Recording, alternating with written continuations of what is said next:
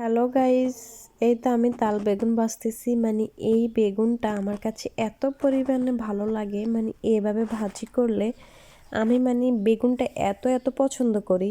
তো এই তো আমি সব মশলা একসাথে মাখিয়ে এখন বেগুনের গায়ে মাখাচ্ছি সুন্দরভাবে। মানে বেগুন ভাজি হলে আমি অনায়াসে 1 প্লেট ভাত খেতে পারি, আমার কোনো সমস্যা হয় না। বেগুন ভাজি খুবই পছন্দ করি। তো এই তো এখানে আমি দিয়ে দিলাম মরিচ, কাঁচামরিচ দিয়েছি। তো কাঁচামরিচটাকে অনেকক্ষণ একটু ভাজাভাজি করব। তারপরে এগুলো হচ্ছে পেঁয়াজের কলি, ওই যে পেঁয়াজের শাক আর কি।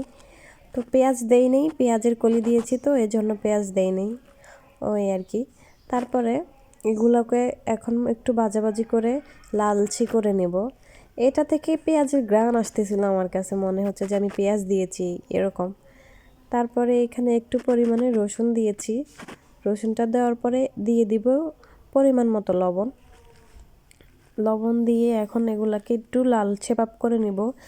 আমার কাছে এত পরিমাণে ভালো লাগছে কি বলবো, আমি এত তৃপ্তি করে খেয়েছি। তারপর দিয়ে দিলাম টমেটো কিন্তু অনেক ভালো লাগে বেগুন ভাজির সাথে। হ্যাঁ, আপনারা বাসায় ট্রাই করবেন এইভাবে। টমেটো দিয়ে বেগুন ভাজি করলে অনেক মজা লাগে। তারপর এক এক করে আমি এদিকে হলুদ দিলাম, মরিচ দিলাম, একটু পরিমাণে জিরার গুঁড়ো দিয়েছি। তারপরে এগুলা এখন মশলাগুলোকে সুন্দরভাবে কষিয়ে নেব। কষানোর পরে দেখবেন সুন্দর একটা কালার আসছে।